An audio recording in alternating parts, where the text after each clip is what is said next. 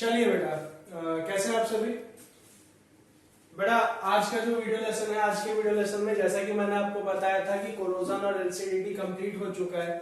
Chapter जो है उसका लॉन्ग पोर्शन हो चुका है। एक टॉपिक है जो कि अपने आप में ही सबसे बड़ा टॉपिक है, सबसे इंपॉर्टेंट टॉपिक है।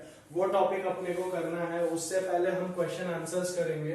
तो चलिए एक्सरसाइज में से शुरू करते हैं और एक्सरसाइज के जितने भी क्वेश्चंस हैं जो कि करने लायक हैं, कराने लायक हैं, डिस्कस करने लायक हैं, वो सारे क्वेश्चंस अभी हम इस वीडियो लेक्चर में कवर करेंगे।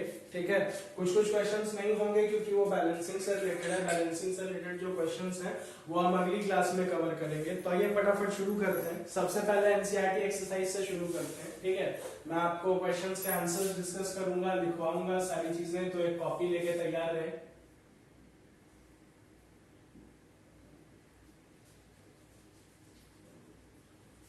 बेटा एनसीईआरटी एक्सरसाइज का क्वेश्चन नंबर 1 देखिए। एनसीईआरटी एक्सरसाइज के क्वेश्चन नंबर 1 में हमें ये रिएक्शन दे रखी है।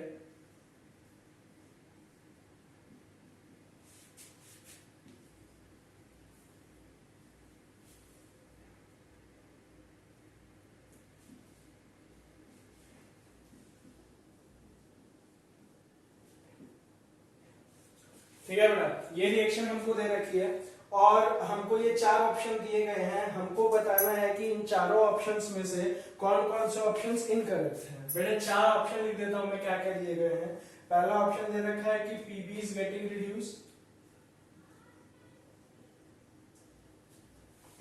रिड्यूस। दूसरा ऑप्शन हमको दे रखा है ऑप्शन नंबर बी की CO2 इज गेटिंग ऑक्सीडाइज।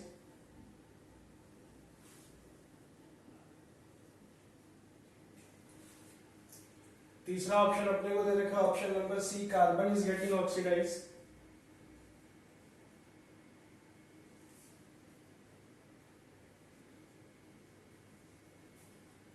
और ऑप्शन नंबर डी हमको दे रखा है कि लेड ऑक्साइड यानी कि PbO is getting reduce. Question में बोल रखा है कि इन चारों में से जो इनकरेक्ट स्टेटमेंट्स हैं, स्टेटमेंट्स बोल रखा है बेटा, मतलब एक से ज्यादा भी हो सकती हैं, है ना, उनके बारे में हमको बताना है, वो हमें बतानी है। तो चलिए आइए देखते हैं, शुरू करते हैं। बेटा देखिए, अगर हम इस रिएक्शन को ध्यान से देखें तो क्या हो रहा है, PbO जो है उसमें पहले लेड के साथ ऑक्सीजन जुड़ा हुआ था, अभी ऑक्सीजन नहीं है, मतलब PbO रिड्यूस हो गया है Pb में, है ना। बेटे PbO रिड्यूस हो गया है Pb में, मतलब ये वाली स्टेटमेंट तो सही है।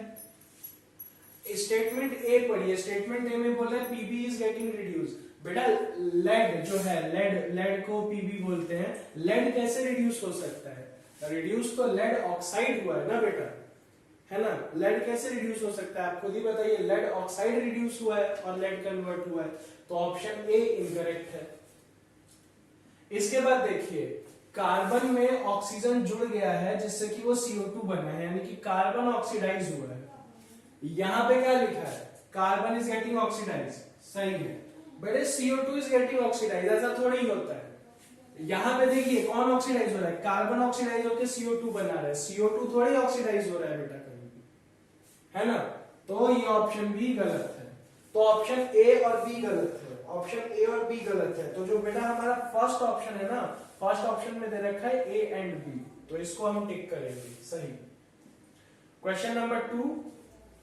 क्वेश्चन नंबर 2 में हमको बोला है कि Fe2O3 है, इसको हमने Al से रिएक्ट करवाया, 2Al से रिएक्ट करवाया, तो ये हमें 2Fe प्लस Al2O3 दे रहा है। ये कौन सा रिएक्शन है ये हमको बताना है। बेटे कोई भी देख के बता देगा, कोई भी नर्सरी के बच्चे देख के बता देंगे, कितना सिंपल है, आप ही बताओ। ये A है, इसके साथ X जुड़ा हुआ है और ये B है, याद आ रहा है कुछ। और रिएक्शन से पहले देखो X A के पास है और B अकेला है। रिएक्शन के बाद क्या हुआ बेटे, A अकेला हो गया और X किसके पास चला गया है, B के पास चला गया है ना। तो ये कौन सी रिएक्शन हुई, ये तो एक ही रिएक्शन है, डिस्प्लेसमेंट रिएक्शन, जो कि ऑप्शन डी है।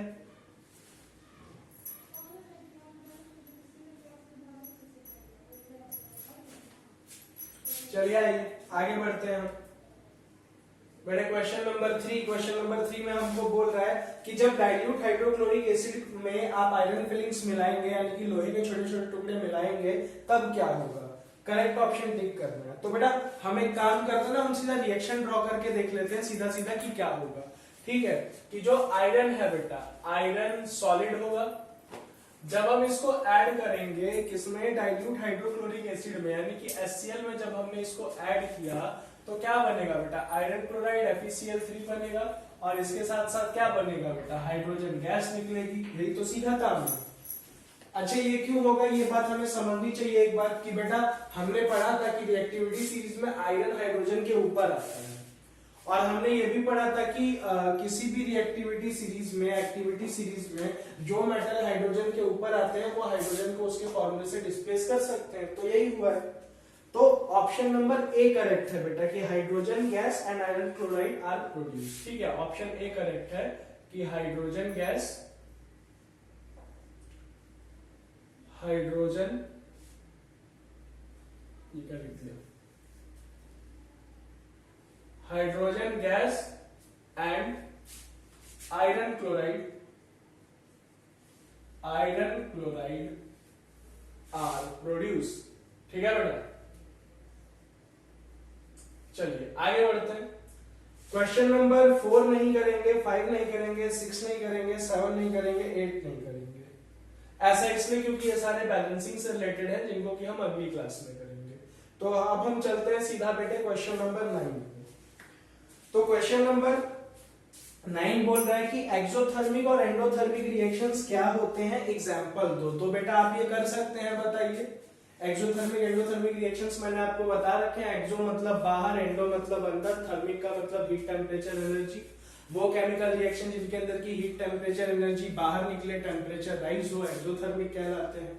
वो जिनमें की हीट टेम्परेचर जो हो एब्जॉर्ब हो, एनर्जी कम हो, टेम्परेचर कम हो, वो एंडोथर्मिक कहलाते हैं। एग्जांपल्स भी दिए हैं तो हम ये कर सकते हैं। तो 9th क्वेश्चन हो गया होमवर्क। बेटा question number 10, Crorepati, Why is respiration considered an exothermic reaction? Explain। बेटा बहुत ही सही क्वेश्चन है, और इसी से जुड़ा एक भाई बंधु क्वेश्चन है जो कि जब हम रिवीजन करेंगे ना, जब हम इस सिलेबस अपना प्रिपेयर होने के बाद जब रिवीजन करेंगे तो इसी क्वेश्चन से जुड़ा एक भाई बंधु क्वेश्चन है जो कि कभी कभार घुमा फिरा के इसकी जगह पूछ लिया जाता है, वो तब मैं कराऊंगा आप लोगों को। तो अभी के लिए फिलहाल ये देखते हैं कि हमको क्वेश्चन बोल रहा है कि रेस्पिरेशन को एक्सोथर्मिक रिएक्शन क्यों कहते हैं। तो बड़ा जरा दिमाग लगाते हैं कि अगर रेस्पिरेशन एक्सोथर्मिक रिएक्शन होगा तो क्या होगा, उस दौरान हीट निकलेगी ना बाहर, क्योंकि एक्सोथर्मिक रिएक्शंस में प्रोडक्ट साइड पे हीट निकलती है। यही पढ़ा है हमने। अब बड़ा जरा रेस्पिरेशन को समझते हैं कि रेस्पिरेशन के दौरान हमारी बॉडी में होता क्या है। ठीक है बेटा, तो देखिए रेस्पिरेशन के दौरान हमारी बॉडी में क्या होता है कि मैंने पहले से कुछ खाना खाया था, वो खाना जो है डाइजेस्ट हुआ, डाइजेस्ट होकर के उसके जो ग्लूकोज के मॉलिक्यूल्स थे, जो कि स्मॉलेस्ट यूनिट होती है डाइजेस्टेड फूड की, हमारे सबसे छोटी सबसे सिंपलेस्ट यूनिट होती है, उस वो जो खाना है ग्लूकोज के फॉर्म में मेरे सेल्स में प्रेजेंट है। मैंने इनहेल किया, इनहेल करते ही ऑक्सीजन जो है वो लंग्स के थ्रू, हार्ट के थ्रू बॉडी के सेल्स तक अभी पहुंचेगी। बॉडी के सेल्स तक पहुंचने पे जब ये ब्लड इस ऑक्सीजन को कैरी करेगा तो ऑक्सीजन और ग्लूकोज आपस में कंबाइन करेंगे और ये रिएक्शन होगी। C6H12O6 ये ग्लूकोज है जो कि मेरी बॉडी में प्रेजेंट है, और ये O2 है जो कि मेरी बॉडी में अभी अभी गया है। बेटे ये दोनों को एक्वस फॉर्म में मैंने इसलिए लिखा है, ध्यान से समझिएगा। एक्वस फॉर्म में लिखने का रीजन ये है कि एक्वस फॉर्म में इसलिए लिखा है क्योंकि ये दोनों जो है हमारे ब्लड में डिसॉल्व है। बात समझ रहे हैं? और ब्लड में डिसॉल्व होने की वजह से ये इस फॉर्म में आ गए हैं, एक्वस फॉर्म में आ गए, लिक्विड फॉर्म में आ गए हैं। इन दोनों के कंबाइन होने से वाटर निकलेगा जो कि कंसिस्टेंटली बोलने से एवापोरेट होकर के बाहर निकल जाता है। ठीक है, तो गैसियस फॉर्म क्योंकि स्टीम फॉर्म में निकलता है।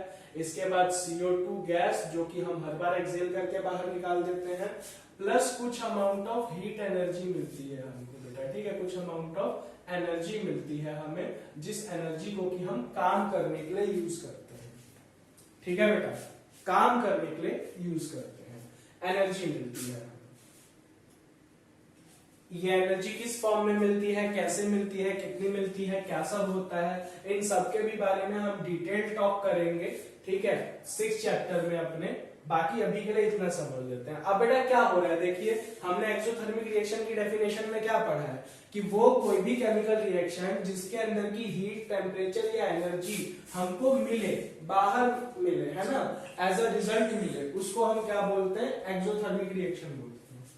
तो रेस्पिरेशन में भी ऐसा हो रहा है ना। तो लिखिए डेफिनेशन, लिखिए तो आंसर लिखिए। Respiration is considered an exothermic reaction because respiration is considered an exothermic reaction because an exothermic reaction because during respiration energy is given out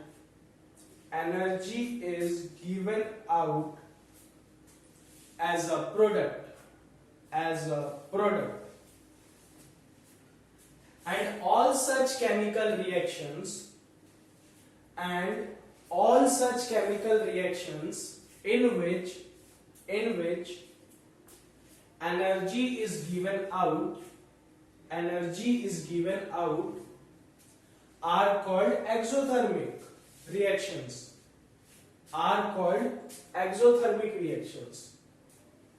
ठीक है बेटा, और उसके नीचे, इस स्टेटमेंट के नीचे हम ये पूरी की पूरी रिएक्शन जो है ये अच्छे से लिख लेंगे। ठीक है, चलिए आगे बढ़ते हैं। क्वेश्चन नंबर 10 कर लिया हमने, क्वेश्चन नंबर 10 था ये। क्वेश्चन नंबर 11 बोल रहा है कि डिकम्पोजिशन रिएक्शन को कॉम्बिनेशन रिएक्शन का अपोजिट क्यों बोलते हैं। बेटा इतना आसान क्वेश्चन, ठीक है, हमने खुद देखा था कॉम्बिनेशन रिएक्शन की शक्ल क्या होती है, 2 और 3 5 होते हैं, और डिकम्पोजिशन का मतलब कि 5 का मतलब 2 और 3 होते हैं।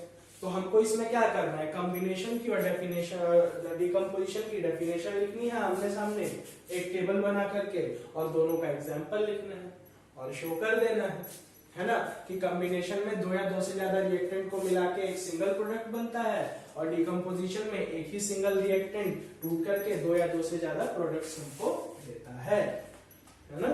चलिए क्वेश्चन नंबर 12 पे हमको बोला जा रहा है कि एक इक्वेशन लिखनी है डिकम्पोजिशन रिएक्शन की, एक रिएक्शन लिखनी है जिसमें कि एनर्जी हीट, लाइट और इलेक्ट्रिसिटी के फॉर्म में एब्जॉर्ब हुई हो। तो बेटे जो डिकम्पोजिशन वगैरह वीडियो लेसन है, जब आपने उसको पढ़ा होगा, नोट किया होगा, तो आपने देखा होगा कि हीट के फॉर्म में थर्मोलाइसिस, इलेक्ट्रिसिटी के फॉर्म में इलेक्ट्रोलाइसिस, और लाइट के फॉर्म में फोटोलाइसिस के कई सारे एग्जांपल्स हमने देख रखे हैं। उन्हीं में से एक एक एग्जांपल लिखना है लाल मेरे, तो ये भी आप कर लेंगे। क्वेश्चन नंबर 13 बोल रहा है कि डिस्प्लेसमेंट और डबल डिस्प्लेसमेंट रिएक्शन में क्या फर्क है, आपको इक्वेशन लिखनी है, एग्जांपल्स देने हैं। बेटे बहुत सिंपल, डिस्प्लेसमेंट रिएक्शन जिसमें कि एक आयन या ग्रुप ऑफ आयन अपनी पोजीशन चेंज करेगा, और डबल डिस्प्लेसमेंट दीदी रिएक्शन जिसके अंदर की ग्रुप ऑफ आयन जो होंगे वो अपनी पोजीशन इंटरचेंज करेंगे। 2 आयन्स होंगे, है ना बेटा, 2 आयन या ग्रुप ऑफ आयन होंगे जो कि अपनी पोजीशन को इंटरचेंज करेंगे। सिंपल है। अच्छा चलिए क्वेश्चन नंबर 14 पे बढ़ते हैं। क्वेश्चन नंबर 14 में बोल रहा है कि सिल्वर मेटल की रिफाइनिंग के लिए सिल्वर नाइट्रेट जो है, सिल्वर नाइट्रेट का जो सॉल्यूशन है उसको कॉपर मेटल से डिस्प्लेस कराया जाता है। हमें ये रिएक्शन लिखनी है, ठीक है। तो बहुत सिंपल है, और मैं आपको बता दूं कि क्वेश्चन नंबर 14 जो है बेटा, क्वेश्चन नंबर 14 हमारा करोड़पति क्वेश्चन है, ठीक है। 1 मार्क्स के लिए आने वाला बहुत अच्छा क्वेश्चन है। दिखने में इतना बड़ा, आंसर इतना छोटा है कि बेटा, ठीक है बेटा, तो करोड़पति क्वेश्चन है ये। और आइए देखते हैं, एकदम 1 नंबर में क्वेश्चन है, मतलब देखने में काफी बड़ा है, आंसर बहुत छोटा है, सिर्फ एक रिएक्शन लिखनी है। देखिए ये होता है सिल्वर नाइट्रेट AgNO3, इसमें आपने मिलाया कॉपर मेटल, तो सीधी सी बात है A उसके साथ X और B, और B बेटे A से स्ट्रॉन्ग है, तो क्या होगा, डिस्प्लेसमेंट रिएक्शन, तो ये बन जाएगा CuNO3 twice aqueous solution plus Ag solid. खत्म बेटा खत्म, यही करना है था इसमें, ठीक है। अच्छा क्वेश्चन नंबर 15 देखिए, what do you mean by precipitation reaction, explain by giving example. बेटे इजीली कर सकते हैं, है ना, तो ये होमवर्क है हमारा। क्वेश्चन नंबर 16 देखिए, explain the following in term of gain और loss of oxygen with 2 example each, oxidation reduction. बेटा ऑक्सीडेशन और रिडक्शन को डिफाइन करना है और एग्जांपल देना है, बहुत आराम से कर सकते हैं। क्वेश्चन नंबर 17 और 18 और 19 में थोड़ा दम है। क्वेश्चन नंबर 20 में बोला है कि कोरोजन और एसिडिटी को डिफाइन करना है, तो वो भी हम कर सकते हैं। तो आइए 18, 19 और 20 करते हैं बेटा, सॉरी 17, 18 और 19 करते हैं फटाफट, फिर हमारी एक्सरसाइज कंप्लीटली फिनिश, उसके बाद हम ब्लू बॉक्स क्वेश्चंस पे चलेंगे, ठीक है बेटा। चलिए बाकी आप देख लीजिए, एक बार इसे नोट कर लीजिए इसे अच्छे से। क्वेश्चन नंबर 17 देखते हैं फिर।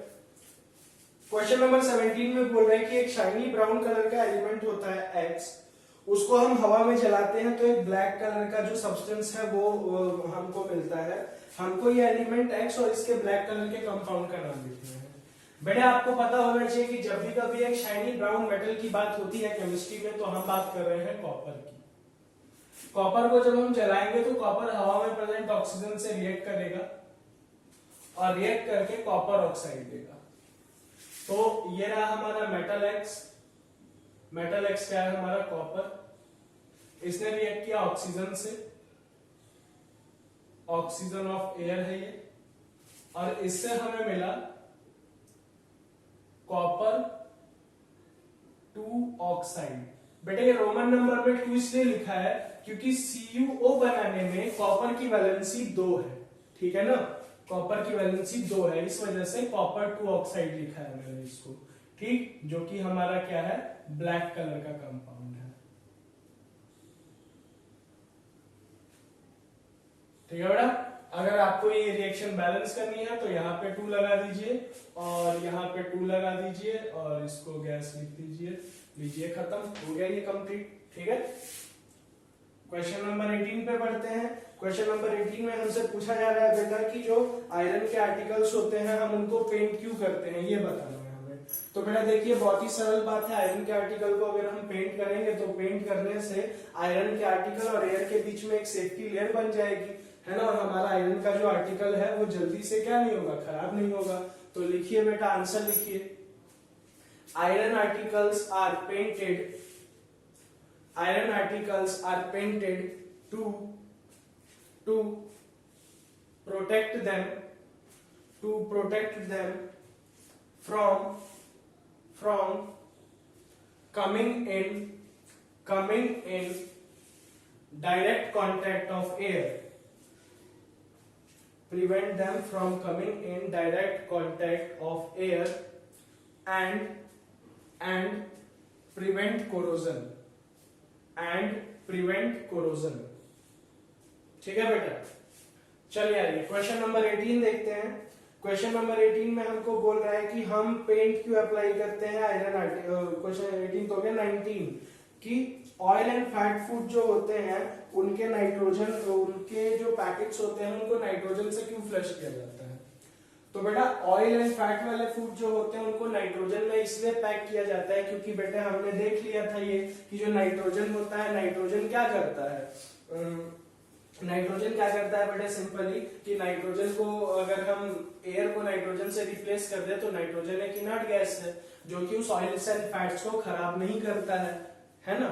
तो लिखिए oily and fatty food packets, oily and fatty food packets are flushed with nitrogen because oily and fatty food packets are flushed with nitrogen because nitrogen is a inert gas and it help in preventing rancidity, ठीक है बेटा। चलिए तो exercise हमारी complete होती है। Exercise के अलावा अब इंडेक्स क्वेश्चंस पे चलते हैं। तो इंडेक्स क्वेश्चन है पेज 13 पे, पेज 13 से शुरू कर रहे हैं, अपोजिट जाएंगे। पेज 13 का क्वेश्चन नंबर 1 है कि जब कॉपर सल्फेट सॉल्यूशन जो होता है उसमें आयरन नेल डिप करते हैं तो कॉपर सल्फेट सॉल्यूशन का कलर चेंज क्यों हो जाता है। तो बेटा कॉपर सल्फेट सॉल्यूशन होता है CuSO4 एक्वस, जो कि होता है ब्लू कलर का। उसमें जब आप आयरन नेल डालते हैं सॉलिड तो वो हो जाता है हमारा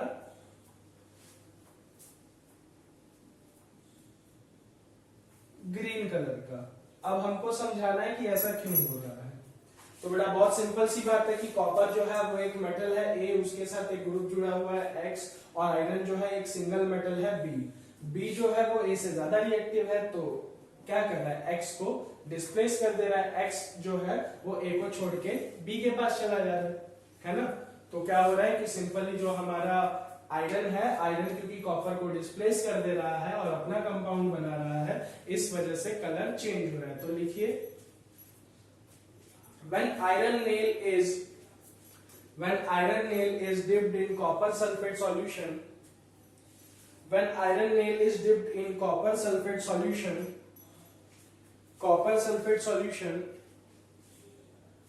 so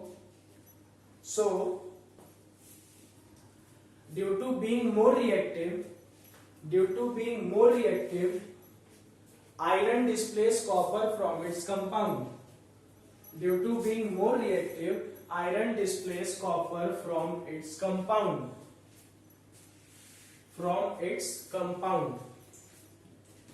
And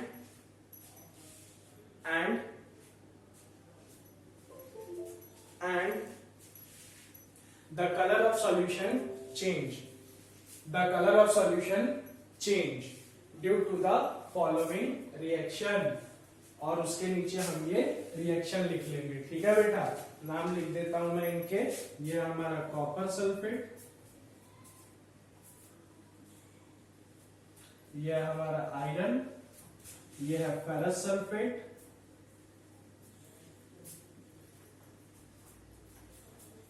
और ये हमारा कॉपर मेटल।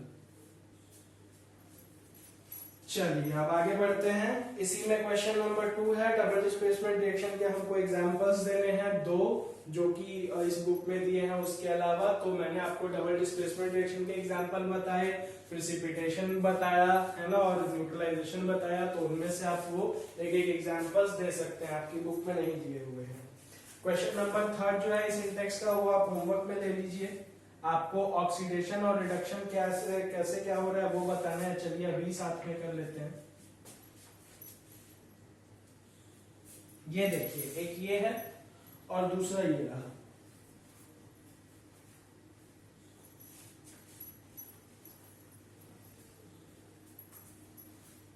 बेटा आपको इसमें ये बताना है कि इसमें क्या ऑक्सीडाइज हो रहा है और क्या रिड्यूस हो रहा है। सिंपल है बहुत। हम इस तरीके से बॉक्सेस बनाएंगे। ध्यान रखिएगा, बहुत सारे बच्चे गलती करते हैं, बिना इस तरीके से बॉक्सेस बनाए ऐसे लिख देते हैं। बेटा ऐसे नहीं लिखना, ये बॉक्सेस पे ही लिखना होता है, ये बॉक्सेस बना करके। मतलब टीचर्स का एक पर्टिकुलर प्रोटोकॉल होता है, अगर आपने ऐसे फॉलो नहीं किया तो वो नंबर काटते हैं। ठीक है, तो हमें अपने नंबर नहीं कटवाने हैं। देखिए Na जो है वो Na2O बना रहा है, Na2O बना रहा है। Na अकेला था, अभी उसमें ऑक्सीजन जुड़ रहा है, तो क्या हुआ, Na oxidise to Na2O। Oxygen पहले 2 थे, मतलब पहले अकेला था बेटा, तो Na ऑक्सीडाइज हो गया Na2O में, और ऑक्सीजन पहले अकेला था, अभी इसमें सोडियम जुड़ गया, तो O2 reduce to Na2O। Finish बेटे, फिनिश। और ये तो हमने किया ही था। देखिए ये फटाफट बता दीजिए आप लोग। H2 जो है, H2 oxidise to H2O, H2 oxidise to H2O, और CuO रिड्यूस टू Cu, है ना बेटा। लीजिए हो गया फिनिश। ये एक इंडेक्स क्वेश्चन हमारा। आगे बढ़ते हैं। सेकंड जो हमारा इससे प्रीवियस इंडेक्स है, जो कि पेज 10 पे, ये पेज 13 का था। पेज नंबर 10 पे जो इंडेक्स है उस पे बढ़ते हैं। पेज 10 पे जो इंडेक्स है उसका फर्स्ट क्वेश्चन बेटे बहुत ही प्यारा। और ऐसे कई सारे भाई बंधु क्वेश्चंस हैं, बहुत सारे ऐसे भाई बंधु क्वेश्चन कराता हूँ, इसके भाई बंधु क्वेश्चन हर साल, और पेपर में ऐसे क्वेश्चन आ भी जाते हैं। ठीक है, अच्छे चांसेस होते हैं। और 10th बेस पे अगर जो लोग कभी पॉलिटेक्निक का एग्जाम देते हैं, कभी कोई किसी अच्छे इंस्टीट्यूट में एडमिशन के लिए एंट्रेंस वगैरह देते हैं, तो उनमें भी यूजुअली आ जाते हैं ये। ठीक है, और इवन बड़े लेवल पे, मतलब इतने आसान नहीं, पर इसी टाइप के बड़े लेवल के क्वेश्चंस आते हैं। तो अगर हम अभी से इन क्वेश्चन का स्किल सेट बिल्ड करके चलेंगे तो बहुत अच्छा रहेगा।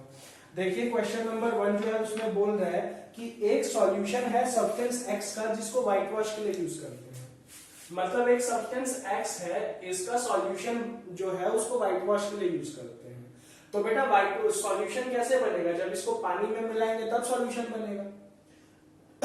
ठीक है, तो हमको क्या करना है, रिएक्शन लिखना है सब्सटेंस एक्स का और नेम लिखना है सब्सटेंस एक्स का। तो आइए देखिए क्या होगा बेटा। देखिए सब्सटेंस एक्स जो है, सब्सटेंस एक्स की अगर हम बात करें यहाँ पे, तो सब्सटेंस एक्स होगा हमारा कैल्शियम ऑक्साइड, क्योंकि इसी के सॉल्यूशन को हम व्हाइट वॉश के लिए यूज करते हैं।